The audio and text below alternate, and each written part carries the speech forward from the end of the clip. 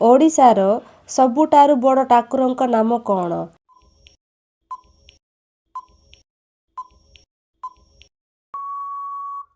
ଶ୍ରୀ ଜଗନ୍ନାଥ। ଓଡ଼ିଶାର ସବୁଠାରୁ ବଡ଼ ମନ୍ଦିରର ନାମ କ'ଣ?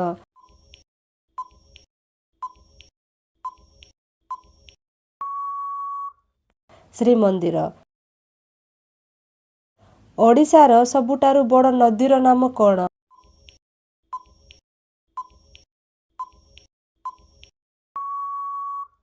ମହାନଦୀ।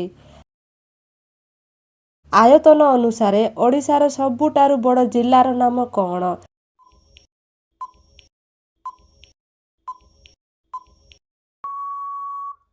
ମୟୂରଭଞ୍ଜ।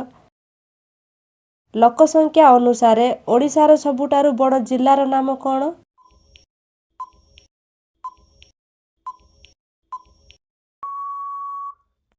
ଗଞ୍ଜାମ। ଓଡ଼ିଶାର ସବୁଠାରୁ ବଡ଼ ବନ୍ଦରର ନାମ କ'ଣ?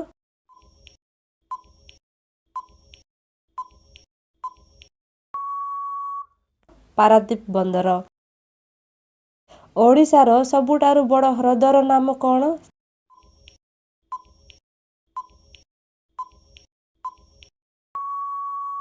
ଚିଲିକା।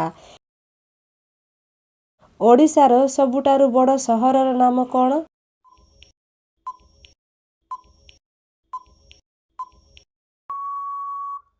କଟକ।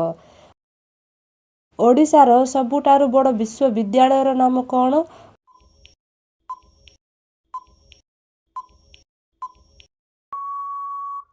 ଉତ୍କଳ ବିଶ୍ୱବିଦ୍ୟାଳୟ। ଓଡ଼ିଶାର ସବୁଠାରୁ ବଡ଼ କଲେଜର ନାମ କ'ଣ?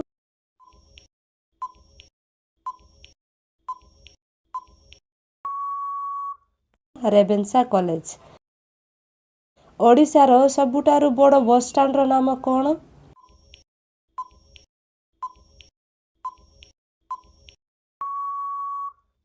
ବରମୁଣ୍ଡା ବସଷ୍ଟାଣ୍ଡ। ଓଡ଼ିଶାର ସବୁଠାରୁ ବଡ଼ ଉଚ୍ଚ ବିଦ୍ୟାଳୟର ନାମ କ'ଣ?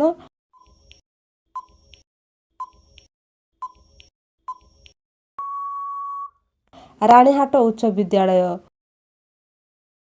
ଓଡ଼ିଶାର ସବୁଠାରୁ ବଡ଼ ହୋଟେଲର ନାମ କ'ଣ?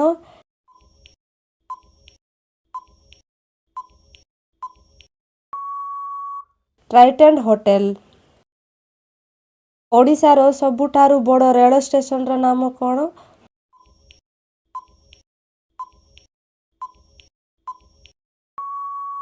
ଖୋର୍ଦ୍ଧା ରେଳ ଜଙ୍କସନ୍। ଓଡ଼ିଶାର ସବୁଠାରୁ ବଡ଼ ଷ୍ଟାଡିୟମର ନାମ କ'ଣ?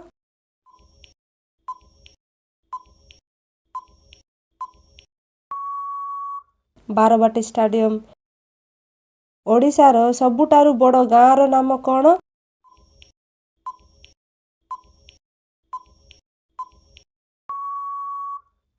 ଭୁବନ।